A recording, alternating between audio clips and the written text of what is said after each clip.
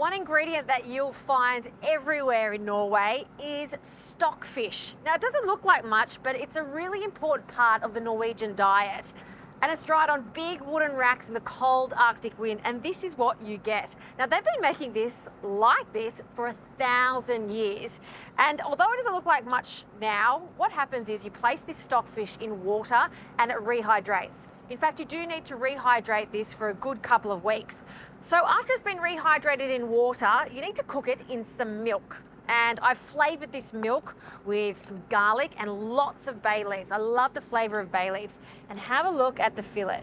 See how it's plumped up? It's just right. It's very similar to baccala. So I'm just going to leave this in the milk for now while we get onto the base of what I'm going to be cooking, which is a cod and leek casserole with some macaroni. So it's a bit of a take on a macaroni cheese with a Norwegian twist. So one large leek for this. I need lots of leek.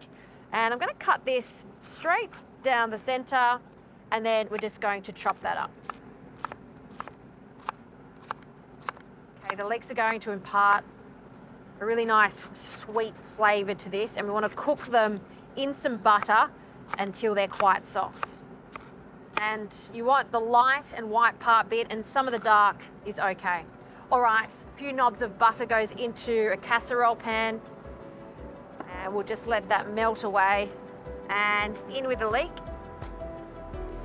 And you want to give this about 10 minutes to really cook down and soften. If you need a little bit more butter, add it, but I do want these to become really velvety and soft. All right, these leeks are looking good, not too much color on them, they've softened. Back to our stockfish. We're going to take that out of the milk, place it into just a bowl, and we're going to use that milk. There's loads of flavour in it. But first we need a little flour. So in with the flour. And we want to cook that out into our leeks. Time to add the milk. So ladle by ladleful, we're going to add that for our macaroni and cod. So give that a stir. A little more, and little by little I'm going to continue adding this flavoured milk and bring this up to the boil until it thickens and becomes lovely and velvety.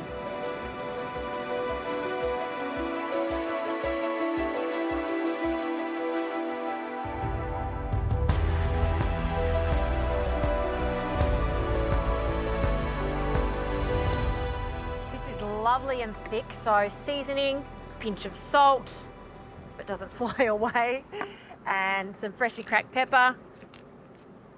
And I always like to add just a little dollop of mustard. It's not essential, but I think it really rounds it all off. Okay, let's just fold that in.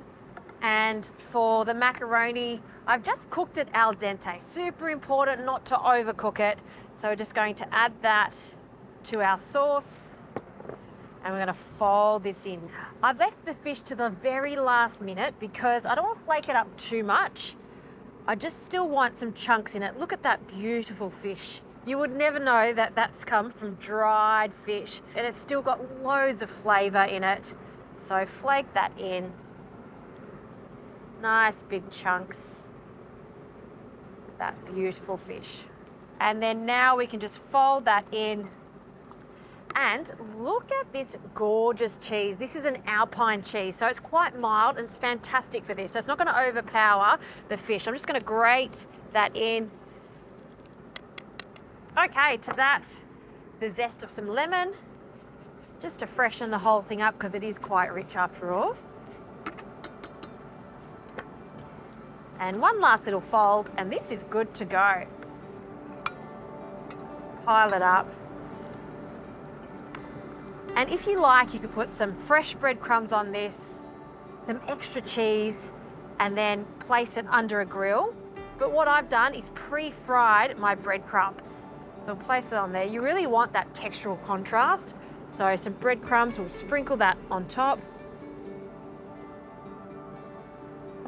And a little flourish of chives over the top. And that's my take on a Norwegian mac and cheese using stockfish. To think that it started like this, after it's been rehydrated, it plumps up and is so delicious, and it's perfect for this type of dish.